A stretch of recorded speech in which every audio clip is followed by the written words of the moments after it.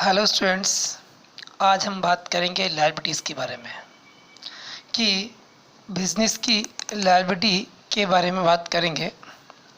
Liability का meaning क्या होता है? तो लायबिलिटी का मीनिंग होता है कर्ज या ऋण, ऑब्लिगेशंस और डेब्ट।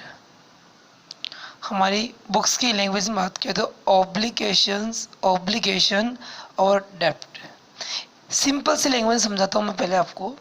लायबिलिटी का मीनिंग होता है हम जब किसी पार्टी से किसी बिजनेस से उधार गुड्स परचेज करते हैं, क्रेडिट बेसिस पर goods purchase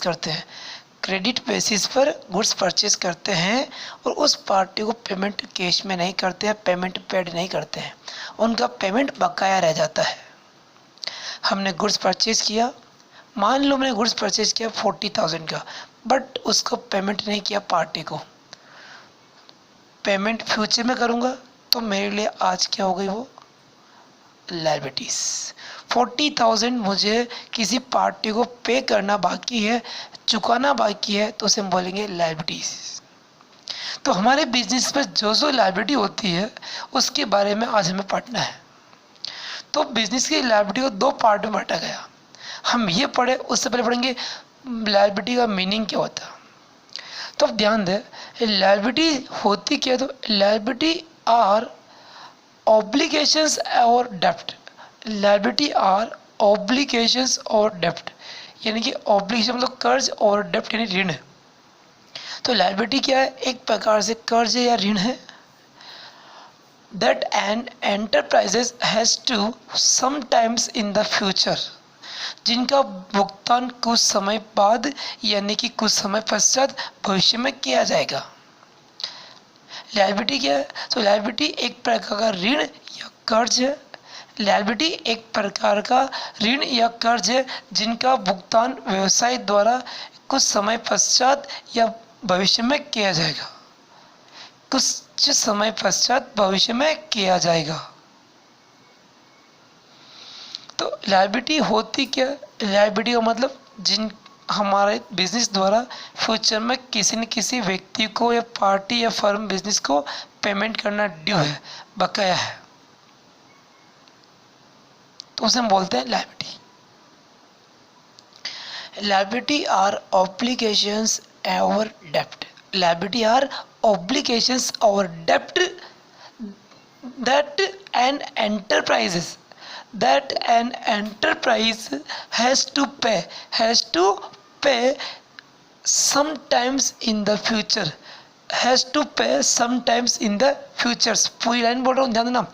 liability are obligation or that an enterprises has to pay sometimes in the future,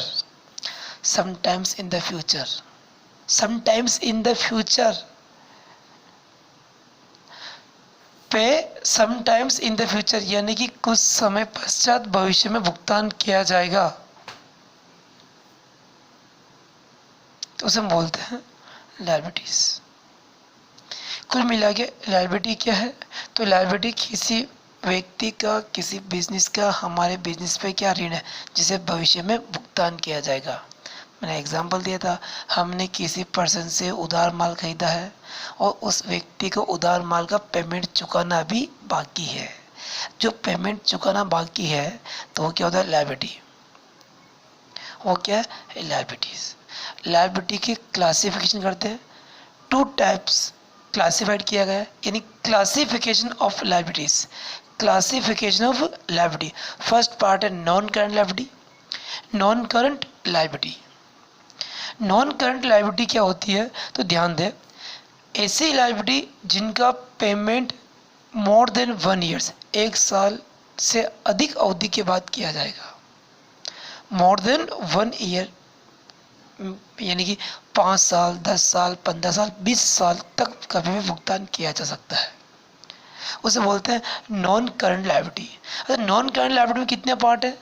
non current liability में पार्ट है 4 पार्ट है। First long term borrowing, deferred tax liability, net other long term liability और long term provisions. सबसे हम लोग बात करते हैं लॉन्ग टर्म बोरोइंग्स। ऐसा उधार पैसा या उधार रुपए जो हमारे बिजनेस ने ले रखे हैं, लोगों से उधार ले रखा है, जिनका भुगतान लंबी अवधि के बाद किया जाना है। हमारे बिजनेस को कैपिटल की रिक्वायरमेंट थी या रुपए की रिक्वायरमेंट थी, तो बिजनेस ने लॉन्ग टर्म बोरोइंग लिया, लोगों से उधार लिया लंबी अवधि के लिए। लंबी अवधि के लिए उधार लिया तो वो यहाँ लिखा जाएगा deferred tax liability. Second point है deferred tax liability. Deferred tax liability का मतलब सपोज सरकार के और हमारे बीच में लायबिलिटी का मैटर चल रहा है, टैक्स का मैटर चल रहा है। सरकार बोलते है टैक्स आपका 11 lakh rupees. How many amount? 11 lakh rupees. 11 lakh rupees पे करनी है, बट हमने उनको पे किया, हमारे अकॉर्डिंग टैक्स बनता है कितना? 10 लाख रुपीज़। कितना बनता है? 10 lakh rupees. 10 lakh rupees, but government के अकॉर्डिंग कितना बनता है? 11 लाख रुपीज़। तो 1 लाख का तो डिस्प्यूट है, जिसे हमें फ्यूचर में पेड करना पड़ सकता है या किया जाएगा। 1 लाख रुपीज़ का फ्यूचर में टैक्स पेड किया जाएगा, तो उसे बोलते हैं deferred tax liability net. Deferred tax liability net. आ गया थर्ड पॉइंट आता है अदर लॉन्ग टर्म लायबिलिटीज। और भी ऐसा कोई पेमेंट है जो more than 1 year after payment करना है, ऐसा कोई भी भुगतान जो 1 साल के बाद करना है, तो वो आएगा अदर लॉन्ग टर्म लायबिलिटी में आएगा। लॉन्ग टर्म प्रोविजंस, हमने फ्यूचर प्लानिंग के पर्पज से किसी को रीपेमेंट करने के पर्पज से पहले ही प्रोविज़न कर रखा है, ताकि फ्यूचर में पेमेंट में दिक्कत नहीं आए, फ्यूचर में पेमेंट करने में प्रॉब्लम ना हो। इसीलिए हम हर साल कुछ प्रॉफिट में से कुछ हिस्सा बचा के रखते हैं, तो उसे बोलते हैं प्रोविजंस। उसे बोलते हैं प्रोविजंस।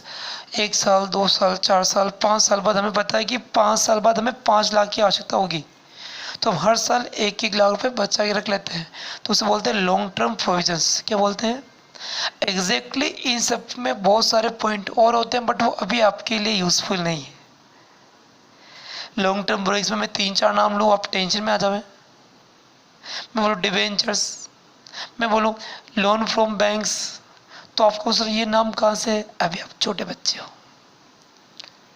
तो इनके बारे में हम पढ़ेंगे, डिटेल में पढ़ेंगे, बट अभी नहीं। अभी हमें देखना क्लासिफिकेशन ऑफ लायबिलिटी 2 टाइप की होती है। नॉन करंट लायबिलिटी क्या होती है? Non current liability. Non current liability में क्या आता है? लॉन्ग टर्म बोरोइंग आती है, डेफर्ड टैक्स लायबिलिटी आती है, अदर लॉन्ग टर्म लायबिलिटी आती है, और क्या आता है? लॉन्ग टर्म प्रोविजन आते हैं। बस ये 4 नाम याद रखने केवल। फिर ध्यान रखिए, मोस्ट इंपॉर्टेंट हमारे 11th क्लास के लिए कुछ टॉपिक बताता हूँ मैं आपके लिए। यस, आप देखिए करंट लायबिलिटी। क्या बेटा? करंट लायबिलिटी, ये हमारे बहुत काम आती है 11th क्लास में। 11th क्लास में जब आगे हम पढ़ेंगे तो ये काम की हमारे लिए। करंट लायबिलिटी मीन्स ऐसी लायबिलिटी जिसका repayment within 1 year, within 1 year में किया जाना है, जिसका पेमेंट हमें 1 वर्ष के भीतर चुकाना पड़ेगा। ऐसे लोग बाग जो हमसे रुपए मांगते हैं, हम उनको 1 वर्ष के भीतर भीतर पेमेंट कर देंगे। वो सब क्या आती है? करंट लायबिलिटी में आती है। किसमें? करंट लायबिलिटी में आती है। अच्छा, वो लायबिलिटी कौन सी होती है सर? तो आप ध्यान दें, फर्स्ट आती है short term borrowings. Short term borrowing, sir ये शॉर्ट टर्म बोरोइंग्स क्या होता है? सर ये शॉर्ट टर्म बोरोइंग्स क्या होता है? तो फोकस करना। शॉर्ट टर्म बोरोइंग्स यानी कि अल्पकालीन ऋण, अल्पकालीन उधार। अल्पकालीन मतलब जिसको हम 2 महीने में, 3 महीने में, 4 महीने में वापस चुका देंगे, जिसका रीपेमेंट कर देंगे, उसे बोलते शॉर्ट टर्म बोरिंग्स बोलते हैं। जैसे कि हमने किसी व्यक्ति से उधार पैसा लिया 3 महीने के लिए, तो वो कहाँ आएगा? शॉर्ट टर्म बोरिंग्स में आएगा। बैंक से हमने लोन लिया 3 महीने के लिए, सीसी लिमिट ली, बैंक ओवरड्राफ्ट लिया, बहुत सारे नाम आते हैं इसमें, वो किस में आता है? Short term. सर आपने सीसी लिमिट और बैंक ओवरड्राफ्ट 2 नाम लिए अभी अभी? यस मैंने लिए। बैंक ओवरड्राफ्ट क्या होता है सर? ये सीसी लिमिट क्या होती है? बैंक ओवरड्राफ्ट क्या होता है? आगे टॉपिक है, हम बात करेंगे, बट थोड़ा सा समझा देता हूँ ना। बैंक ओवरड्राफ्ट क्या होता है, हमारा कुछ अमाउंट बैंक के पास जमा होता है। सपोज मैंने बैंक में जमा कराया 3 लाख रुपए, मैंने बैंक में जमा कराए 3 lakh rupees deposit into bank account. मैंने कितने जमा करे, 3 लाख रुपीज़ बैंक में जमा करा दिए। कितने जमा कराए बेटा, 3 लाख रुपीज़। बट मुझे रिक्वायरमेंट हो गई 4 लाख रुपीज़ की, तो मैंने बैंक से 3 लाख डिपॉजिट कराए, बट निकाल कितने लिए मैंने बेटा, 4 लाख रुपीज़ बैंक से विड्रॉल कर लिया। बैंक से कितना विड्रॉल किया, 4 लाख रुपीज़ का मैंने विड्रॉल कर लिया। तो बैंक मेरे से आपकी मैंने डिपॉजिट कराया 3 लाख रुपीज़ और बैंक से निकाले कितने, 4 लाख रुपीज़। तो बैंक मेरे से कितना मांगता है, 1 लाख रुपीज़ मांगता है। कितना मांगता है बेटा, 1 लाख रुपीज़ बैंक मेरे से मांगता है। कितना मांगता है, 1 लाख रुपीज़। तो वो मेरे लिए क्या हो जाएगा, शॉर्ट टर्म बोरिंग्स। मैं महीने भर में, 2 महीने में, 3 महीने में वापस उनको चुका दूंगा। तो शॉर्ट टर्म बोरिंग्स होते हैं बैंक ओवरड्राफ्ट। जमा अमाउंट बैंक में जमा राशि से अधिक निकाल लेना, ऐसा होता है। हाँ, अच्छे रेपोरेट बिजनेस, रेपोरेट जो बिजनेस होते हैं उनमें आप जमा अमाउंट से ज़्यादा निकाल सकते हो।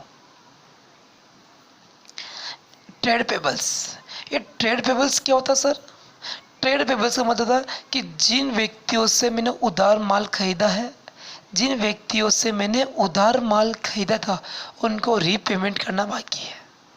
उनको भुगतान किया जाएगा 1 महीने में, 7 दिन, 10 दिन, 15 दिन, महीने, 2 महीने, 3 महीने में पेमेंट करना पड़ेगा।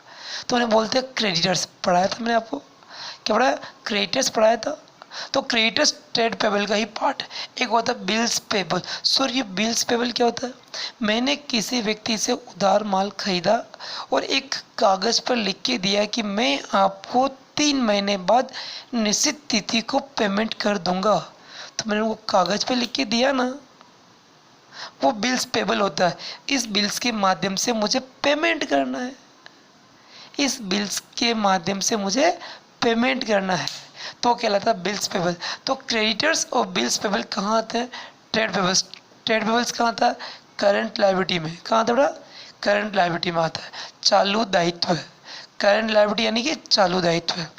ट्रेड पेबल्स यानी कि व्यापारिक देयता है, जिनको व्यापार के कारण पेमेंट करना बाकी है। फिर आता है other current liability. Other current liability, outstanding खर्चा, कोई ऐसे खर्चे जिनका हमने इस साल भुगतान नहीं किया, किसी कारणवश बाकी रह गए हैं, वो कहाँ आएंगे, अदर करंट लायबिलिटी में आएंगे। किसी कस्टमर ने हमें एडवांस पेमेंट चुका दिया, एडवांस, हमने उसका काम नहीं किया, हमने उसको माल सेल नहीं किया अभी तक, बट वो पेमेंट हमारे पास पड़ा रह गया, तो भी क्या है, जब तक हम उसको माल नहीं भेजेंगे तब तक वो हमारे लिए क्या है, लायबिलिटी है। माल भेज देंगे तब उस दिन हमारी इनकम बन जाएगी, रेवेन्यू बन जाएगी। ग्राहक को माल भेजना बाकी है और उसने हमें एडवांस मनी चुका दी, हमने उसको अभी तक माल नहीं भेजा, तो वो क्या होती है हमारे लिए, अदर करंट लायबिलिटी। क्या होती है वो, other current liability. Short term provision, business में कई सारे प्रोविजन होते हैं, शॉर्ट टर्म्स होते हैं, जैसे कि provision for bad debts, provision for depreciations. Assets की सेफ्टी करने के लिए हर साल लाभों का कुछ हिस्सा हम एक सेफ साइड रख लेते हैं, अलग से बचा के रखते हैं, तो प्रोविजन करते हैं, हर साल बचा के रखते हैं, तो उसे बोलते हैं short term provisions. Provision for depreciations, provision for depreciations, या हम बोल सकते हैं प्रोविजन फॉर बैड डेब्ट्स। हर साल ग्राहकों, जो कस्टमर्स होते हैं जिनसे पैसा आना है, उनमें से कुछ डूब जाता है, तो हम उसके लिए भी क्या करते हैं, कुछ अमाउंट बचा के रखते हैं डूबने के लिए, सेफ्टी के लिए, तो बोलते हैं शॉर्ट टर्म प्रोविजन में आता है। तो लायबिलिटी हमारे पास क्या क्या है, करंट लायबिलिटी में शॉर्ट टर्म बोरिंग्स, नाम याद रखिए, trade payables, current liability, other current liability और शॉर्ट टर्म प्रोविजंस, ये हमारे लिए नाम है। आई थिंक बड़ा इजी था लायबिलिटी क्या होती है उसके बारे में। ओके स्टूडेंट्स, मैं बात कर रहा था बेसिक टर्म्स की, मैंने बात की लायबिलिटी के बारे में, और लायबिलिटी के बाद हमारे पास टॉपिक आता है, वो आता है प्रॉफिट। मैं केवल आपको important basic term in accounting ही समझा रहा हूँ। प्रॉफिट आपके प्रैक्टिकल में बहुत काम आएगा, इसीलिए टॉपिक बता रहा हूँ मैं आपको।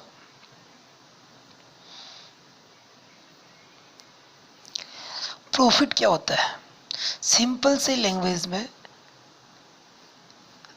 कॉस्ट से ज़्यादा रेवेन्यू आना, इनकम आना। मेरे पास मार्कर पेन 15 रुपये में ख़रीदा और 20 रुपये मैंने बेच दिया। मेरे हाथ में जब मार्कर पेन है, मैंने इसे परचेज़ किया 15 रुपीज़ यानी 15 रुपये में, और इस मार्कर को मैंने किसी और व्यक्ति को बेच दिया और पर्सन को सेल कर दिया 20 रुपीज़ यानी कि 20 रुपये में मैंने इसको बेच दिया। तो 5 रुपये जो मेरा बीच का मार्जिन है वो क्या कहलाएगा? प्रॉफिट कहलाएगा। क्या कहलाएगा? प्रॉफिट। यानी कि एक्सपेंसेस से रेवेन्यू अधिक होना। जितना आपने खर्चा किया, जो कॉस्ट आई, उससे ज़्यादा क्या रेवेन्यू है, तो जो एक्सेस डिफरेंस है वो क्या कहलाएगा? प्रॉफिट कहलाएगा।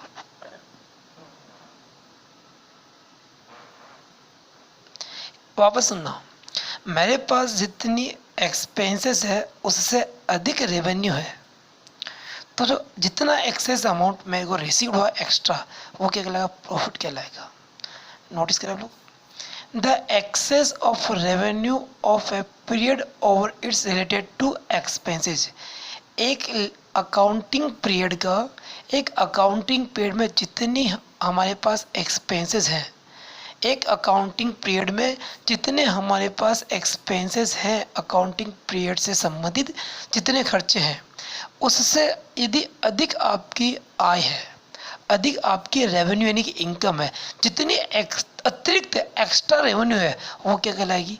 प्रॉफिट कहलाएगी। मैं मान लेता हूँ मेरे इस साल बिजनेस में टोटल एक्सपेंसेस जो हुआ 7 लाख रुपीज़। कितना हुआ? 7 लाख रुपीज़ का एक्सपेंसेस हुआ। How many? 7 लाख रुपीज़ का एक्सपेंसेस हुआ। बट मेरी रेवेन्यू कितनी है? मेरी रेवेन्यू 12 लाख रुपीज़। कितनी है? 12 लाख की मेरी रेवेन्यू सेल से मेरे पास रुपए आए कितने? 12 लाख रुपए आए। जिसके मेरे खर्चे इस अकाउंटिंग पीरियड के कितने हैं? 7 लाख रुपए, 7 लाख रुपीज़। और इनकम कितनी है? 12 लाख रुपीज़ की इनकम है, रेवेन्यू है। तो जो डिफरेंस है क्या? 12 माइनस 7 कितना? 5 लाख रुपीज़ का मेरा क्या होगा? प्रॉफिट। क्या होगा बेटा? प्रॉफिट। समझने की कोशिश करें, बड़ा इजी है। जितनी क्या लिखा था? द एक्सेस, इस वर्ड का मतलब एक्स्ट्रा अमाउंट कितना है। मेरा एक्सपेंसेस 7 लाख रुपीज़ है, मेरी रेवेन्यू कितनी है? 12, बट डिफरेंस जो एक्स्ट्रा कितना? 12। यहाँ देखो, यह मेरे पास 12 है, ये मेरे पास कितना? 7। तो ये बीच का जो मार्जिन ये एक्स्ट्रा है, ये क्या होता है? ये जो एक्स्ट्रा है ये एक्सेस कहलाता है, राइट। और ये कितना है? 5 लाख रुपीज़। ये क्या? 5 लाख रुपीज़। तो ये कहलाएगा हमारे पास प्रॉफिट। क्या कहलाएगा बड़ा? प्रॉफिट कहलाएगा। अब बात करता हूँ मैं लॉस के बारे में। लॉस क्या होता है? जस्ट ऑपोजिट चलते हैं। The excess of expenses of a period over its related revenue. Revenue से यदि आपके एक्सपेंसेस ज़्यादा है, किसी अकाउंटिंग पीरियड्स के रिलेटेड जितने भी रेवेन्यू है और उससे एक्सपेंसेस क्या ज़्यादा है, अधिक है, मोर देन है, तो क्या होगा? जितना एक्स्ट्रा है ना वो लॉस कहलाएगा। अब मैं एग्जांपल लेके बताता हूँ आप लोगों को। एग्जांपल लेते हैं, बात करते हैं हम लोग। मेरे पास एक्सपेंसेस 7 लाख रुपीज़ के कितने हैं? एक्सपेंसेस मेरे पास एक अकाउंटिंग पीरियड में टोटल गुड्स परचेज करने के, बिजनेस चलाने के सारे खर्चे कितने मिला के हो गए? 7 लाख रुपीज़ के मेरे एक्सपेंसेस हो गए। How many amount? 7 lakh rupees का मेरा खर्चा हो गया। बट मेरे पास इस साल जो पेमेंट आया गुड्स सेल करने का वो कितना है? 6 लाख रुपीज़। मेरी जो रेवेन्यू है वो कितनी है? 6 लाख रुपीज़। बट मेरे एक्सपेंसेस कितने हैं? 7 लाख। एक्सपेंसेस 7, बट रेवेन्यू कितनी है? 6 लाख रुपीज़। 7 लाख रुपए कुल खर्च हो चुके गुड्स परचेज करके बेचने में, जबकि मेरे पास गुड्स जो सेल्स हुआ उसकी जो कुल रेवेन्यू आई वो आई 6 लाख रुपीज़। कितनी बेटा? 6 लाख रुपीज़ मेरे पास आई। और मेरे कुल एक्सपेंसेस कितने हो गए?